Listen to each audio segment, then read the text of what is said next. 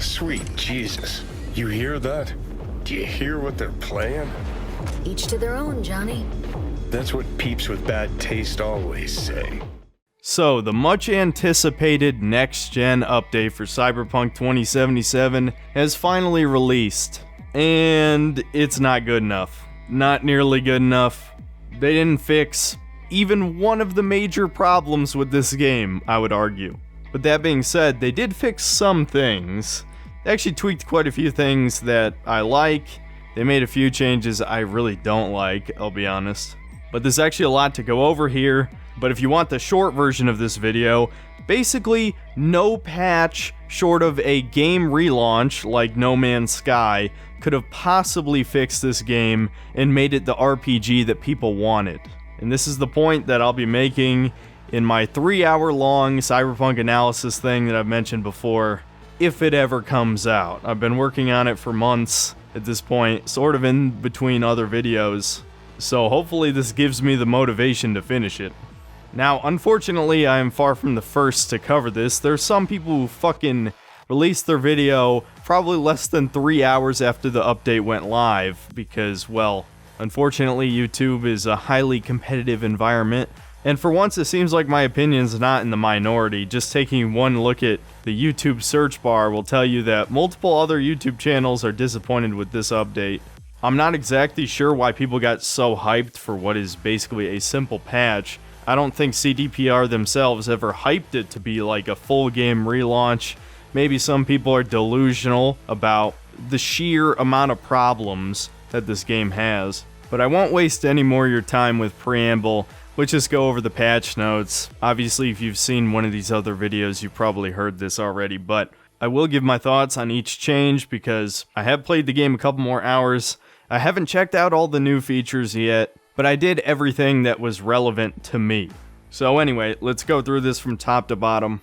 First, CDPR lists off the next-gen exclusive updates, which are basically just graphical update details. You can check this out for yourself if you'd like. Doesn't really matter to me, graphics have never been a priority, not to mention I played this on PC anyway, so most of this was available to me, except obviously the ray tracing. My PC's not that good.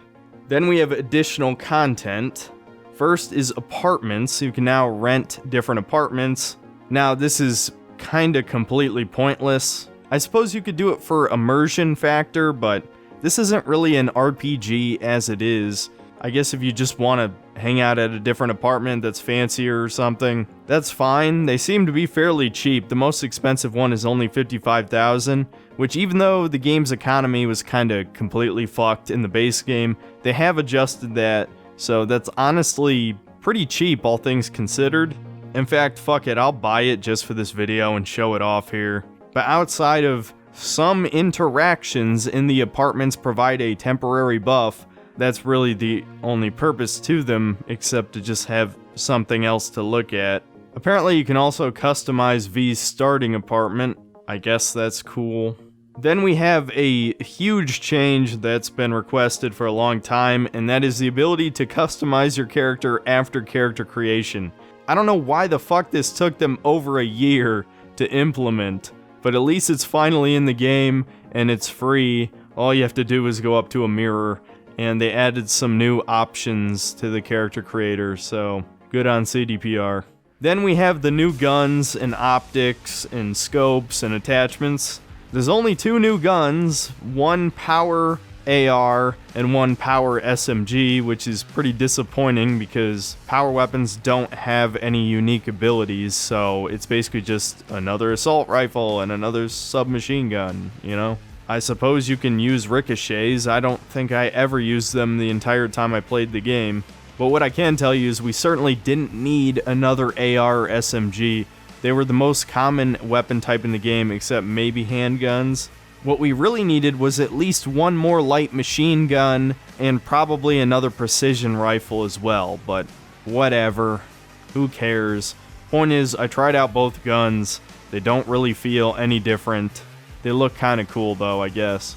They adjusted combat AI, so this is kind of interesting. Apparently the AI is smarter, I didn't really notice that. There's been improvements to dismemberment, also didn't notice that. Enemies can now block and evade Kerenzikov attacks. Apparently the heavier the weapon, the easier it is to hit, and the opposite is true for evading. It's good that they can actually evade melee weapons, because melee plus Sandevistan was pretty much the most busted shit in the game, especially when you had the legendary Sandevistan that lasted 18 seconds. So if they can actually dodge those attacks, that would certainly be an improvement. At least I'm assuming that's what they meant. This is kind of a poorly worded change here. Followers now apparently contribute more in combat, but can be defeated and knocked out. That doesn't really matter, to be honest, because followers only help you during specific quests. And honestly, you don't really need them. You can kill everybody by yourself just fine. And apparently there are numerous fixes and balance changes to Netrunner combat. I didn't try any of this because I couldn't be fucking bothered to play another stealth playthrough or load up my stealth character's save at an earlier point in the game because, well, the stealth fucking sucks. Hacking is fine, I guess, but I don't know, it's just kind of boring. It was definitely broken before, where you could basically poison everybody and remain in stealth until one of the enemies hacks your position. And stealth headshots were absolutely busted in the later levels. You could just one-tap everybody and boom, the combat's over before it even began. This is another interesting one that was definitely a long-awaited change. There have been some crowd improvements. Now, sometimes when you point your gun at any of the NPCs in the world, they may actually pull out their own guns and fire back at you. And if you kill them after they've done this, you actually don't attract the cops. Even though you're obviously the aggressor and they were acting in self-defense, but whatever, video game, right? Apparently this is not on the previous generation of consoles for some reason, but again, that doesn't really affect me, and honestly, it's just a minor change. This isn't exactly GTA levels of NPC interaction, and it never will be, but at least it's a small little something to add to immersion, I guess.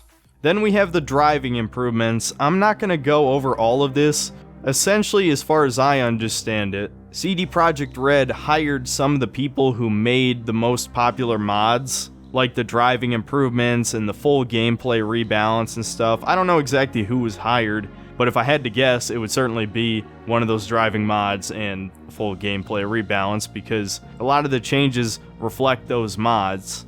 And so yeah, the driving is improved now. It definitely does feel better, but I've never been a driving guy, so I don't really care that much, especially since there's no fucking real races in the game. The racing side quest is fucking horrible, and it's not racing. I don't have time to talk about it here. I did talk about it in detail in the 3-hour-long video I'm working on, but it's safe to say the driving doesn't matter if it's literally just essentially a loading screen between missions, you know? I mean, I guess driving could be fun for the sake of driving, but there's no challenge. You're not racing anybody, you're not in any police chases or anything like that, so it's kind of pointless. Here's another big one. There's actual traffic AI now, so if you park in front of an AI car, they'll actually try to drive around you. Thank God they fucking added this. I mean, pretty much every sandbox game ever made with cars in it had this. Cyberpunk was the only one that didn't, pretty much. I believe somebody compared it to one of the fucking Lego City games or some shit, which is just hilarious. So finally Cyberpunk has this. Now we get to the huge gameplay balance changes, and this is definitely where the most significant improvements were made. First, we've got various changes related to the economy, which basically means more rewards from quests, and the price of vehicles and cyberware has gone down. This is definitely a good change because I've nearly 100%ed this game twice and ran out of money before I could buy all the cars in the game, and basically had to craft 1,000,000 Asheras and sell them, and I still couldn't be fucking bothered. I don't have that vehicle achievement. It's the only one I don't have, so maybe I'll finally get it with this change. Then we have rebalanced clothing mods. I've noticed a pretty big difference here. Armor has kind of been nerfed again, but actually buffed, because now armor actually seems to matter. This was a major complaint in the video that's not out yet, so I'm definitely gonna have to change that. But essentially, armor basically did fucking nothing in the last patch. which is actually completely different from launch day, where you could actually get extremely high armor in the end game and then enemies couldn't do much of anything to you. Now they've struck a good balance where the armadillo mods don't give you nearly as much armor as they did before, but armor itself seems to mitigate damage much better. Also, some of the other mods have changed what their abilities do. I'm not going to go over it here, but they're a little bit more interesting, I'll say that. And overall, clothing have less mod slots, so you actually kind of have to choose what's more important, armor or immunities or other types of bonuses. Apparently easy mode is a bit more difficult. I don't know why they bothered to change that. I thought it was kind of intentional. The easy difficulty is just game journalist difficulty in every game now. It literally only exists so the disabled and game journos can beat games. This footage that I'm using for this video is in very hard, which is definitely not as hard as it was before, probably due to the armor change. This is another big one. They got rid of evasion. How evasion worked was, it was a stat that just determined what your percent chance of completely avoiding damage was. It scaled with reflexes, and there were certain other things that could boost it. Honestly, it didn't seem that busted to me, but maybe there was a way to min-max it so you could never get hit. So now they've changed it to damage mitigation, which is basically exactly what it sounds like. It's actually two different stats now. A percent chance to mitigate the damage, and also the amount of damage mitigated is also affected, which the baseline is 50%. I don't know if it's something worth relying on, but I guess nerfing full damage reduction to just half damage reduction, and I don't know what the new max is, but whatever. I guess that's a good change. Apparently damage over time has been rebalanced, and apparently all the dots do less damage now. That kind of sucks, but they did do a lot of damage. Then we have cyberware. I'm gonna be honest, none of these changes really matter because cyberware was already the biggest missed opportunity in this game. Most of them are just minor balance changes. Some things were buffed, some things were nerfed. The only one that's really interesting to me is that they kind of buffed stealth a little bit by making it so you can actually interrupt the revealing position hack that would happen to you after you hack too many guys while being stealthy. Apparently NPCs can now have optical camo. That's actually pretty cool. I haven't seen that yet, but that's a legitimately good change if it shows up often enough. If it barely ever shows up, then it won't really matter. Here's another big one. They reduced explosion damage dealt to the player. This was a serious problem in the original game, where after roughly the first 5 to 10 levels, explosions would always kill you in one hit. There was a mod on the Nexus that was just reduce explosion damage, because it was that fucking stupid. Now, I haven't seen this for myself yet. Maybe I'll test it out right here and blow myself up on purpose.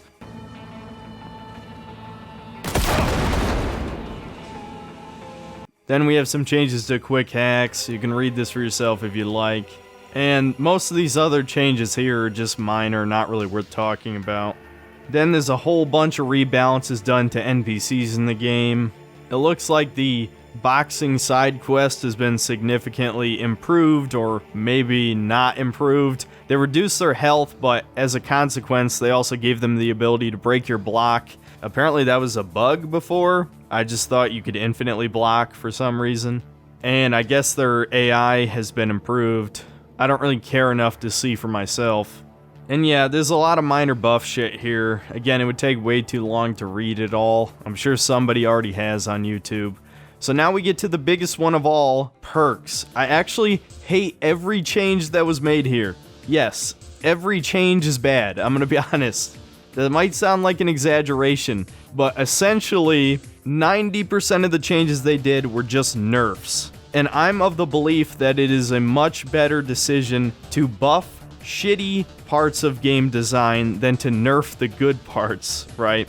Now, to a degree, I understand they had to nerf some stuff. Like, critical hit chance could go all the way up to like 400% if you min-maxed it, something like that. So you could always have critical hits all the time by the end of the game, no matter what your build was. So, as you might expect, all of the crit stuff has been nerfed, and this is perfectly in line with the full gameplay rebalance.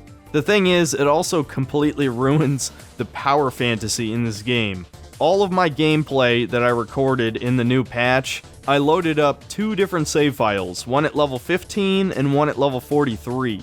They felt almost exactly the same. Even with all the extra perk points, everything feels like it scales to your level appropriately, except damage. I don't know if this was a bug or not, but in the level 15 file, enemies basically weren't doing any damage to me, and this was on hard, by the way. So I stepped it up to very hard on my level 43, and thankfully they don't kill you in 2 hits anymore like they did in the old patch, which was just fucking stupid. But it didn't even matter because Sandevistan was so busted anyway, but regardless, the balancing was shit. But now, enemies all take like 8 shots to the head to kill. Even if you min-max handguns, they take like 3 or more headshots unless you're using Comrade's hammer, which is still busted. But it just sucks. A headshot should be a fucking headshot. This isn't Fallout, dude. If it was a full-blown RPG like Fallout, I wouldn't have a problem with this at all. Even Outer Worlds, which wasn't even that fucking good, I was fine with headshots not being a kill. This is an action game, not an RPG. Headshots should be a one-hit kill most of the time. And in the old gameplay balance, that was the case, because everything was a critical hit, and all your critical hits did like 200% damage or more. On revolvers, it could actually be like 4 or 5 times headshot damage or some shit. And now that's not the case anymore. And to make things even worse, they actually nerfed specific guns. I don't know the full list, but Divided We Stand, for some reason, just did way more damage than every other assault rifle, and it was also a smart gun, so you didn't really have to aim. Well, for some reason, they cut its damage in half, so pretty much its DPS is the same as every other gun now, but it still has that rate of fire. So while I didn't toy around with it too much, I imagine with the enemy armor system, it's one of the shittier guns now, which sucks. But despite all of these nerfs, which, to pretty much sum up what they nerfed the handgun tree by nerfing crit damage, crit chance, and a lot of the other damage perks have been nerfed in their percentages. They did pretty much the same thing to the Blades tree, which the Blades tree also had some really overpowered shit in there. There's still a couple good perks, like the one that would increase your damage based on how much health the enemy was missing. That one's still there. And you can still spam melee in Sandevistan, so katanas are still probably really good, I would guess. But handguns definitely feel way weaker than they were before. And they didn't even bother buffing light machine guns, shotguns, assault rifles, or SMGs. Also, stealth has been nerfed quite a bit. A lot of those damage percentages have gone down. The Cold Blood tree is completely different. They got rid of the 50% extra headshot damage perk in there, which that's probably a good idea because people dipped into Cold Blood just to grab that perk because you actually didn't need any stacks of Cold Blood to use it, which is kind of hilarious.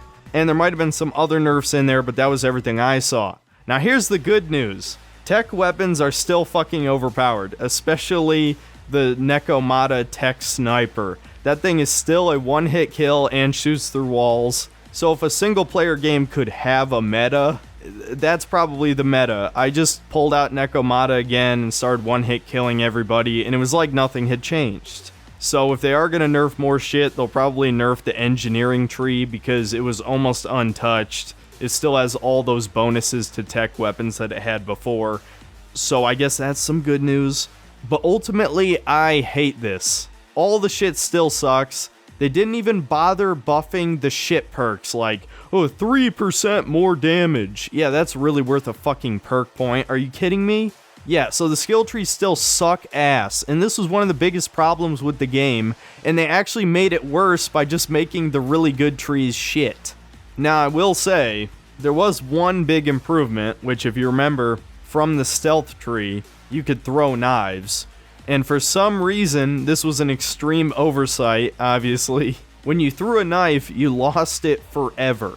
Now, thankfully, you can actually pick your knife back up and throw it again. So that's cool, I guess. But that doesn't make up for every other change that they made. They fucked everything up. Here are some minor, I don't even know if I would call them improvements. They're more like side grades. But they completely changed a bunch of the UI. All the map icons are different. I don't know why they did this, because frankly, some of them are worse and just look more confusing. The old ones, you could tell what kind of quest it was instantly. Now you kind of have to memorize what each icon means, because they don't really look like the thing that they are. I feel like the only reason they did this was to give the illusion that this was a huge game-changing patch, when it's obviously not. Now to get to the last major changes, there were some quest changes and some open world changes that kind of make a difference. Apparently, there were some secrets added to Night City. Again, this was a complaint I made in that really long video, so I might have to change it, but I complain that there's basically nothing in Night City, despite the fact that you can climb on every building. Now, I suspect Reddit will probably find every secret within a day or two, so you could probably just go on there, figure out what they are, and check them out for yourself, but I guess that's kind of cool if you want to actually look around for shit. Apparently, the secrets were not added to last gen. Kinda sucks, I guess. This is another interesting one I'm definitely gonna have to check out that I haven't yet. The romances with Panam, Carrie, River, and Judy have been extended. I don't know exactly what this means, to be honest. Maybe you can go on dates with them. It says here that you can sleep in their homes, so that's interesting, I guess. I don't know if they created a new sex scene with each one or something, but the ones in the original weren't very titillating, so I don't really care, to be honest. But extending the romance is kind of interesting, I'll say that. A lot of this other shit's pretty minor, I'm not gonna read it all off. Some of it is just bug fixes. So then we get to the open world. They changed how fixer gigs work. Apparently, you have individual standing with fixers. You have to build your reputation with each individual fixer to unlock all of the gigs in that area. And if you complete every gig, you get a special reward, except for from Mr. Hands, who's in Pacifica, I guess because he only has like 2 or 3 jobs, if I remember right.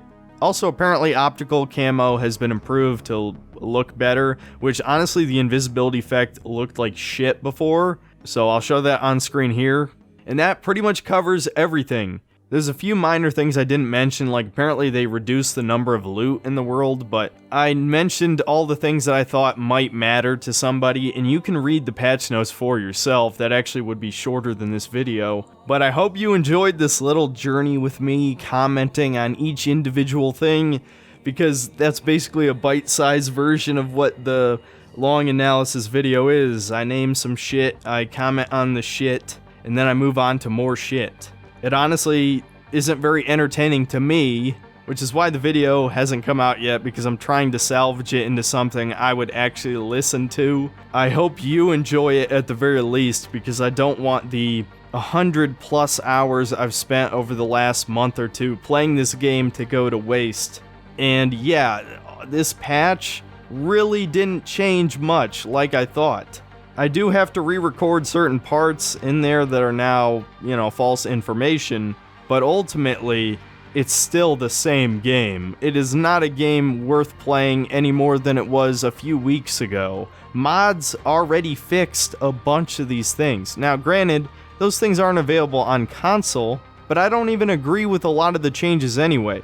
Like I said, a lot of this is modeled after the full gameplay rebalance, and I didn't really like that mod. It was a highly suggested mod, but it completely takes away the power fantasy. I don't hate being completely broken by the end of the game, I just hated how easy it was to become overpowered. I love Fallout New Vegas. You become absolutely stupid overpowered at the end of that game even without mods, if you know what you're doing. There's a place for being overpowered. Taking that away from us is not fun. That being said, it was definitely too absurd in the base game, but this is an overcorrection, 100%. So I'm basically probably just gonna keep abusing Sandevistan, since they didn't think to nerf that yet for some reason. And I'll just chop everyone's head off with a katana like I did before. Honestly, I probably don't even have to re-record a lot of sections from my original review, because that method still works. So yeah, I've been droning on a pretty long time, but the point is, the patch is not nearly good enough. It's a start. Emphasis on it's a start, but it's not nearly enough to make this game a masterpiece, and I don't think it ever will be, and it certainly will never be a real RPG like people want. It's always going to be an action game. They can't just carve out that core experience in the game. They spent way too much money on it. And there's no way that they're gonna like rewrite all these quests and make them interesting. I mean, shit, their fucking gameplay showcase couldn't even make the quests look interesting, even when they tried to make it all cinematic. It just ended up pissing me off because I've done that exact quest in the club twice, and I've done it in like 2 minutes because nobody's gonna fucking like talk to these random NPCs after doing 100 other fucking gigs. No, you're gonna go in there, shoot the people, and move on to the next one. Because that's how you play the fucking game. Stop with this E3 bullshit. Nobody plays video games like that. Okay, end of rant, end of video. See you next time, guys.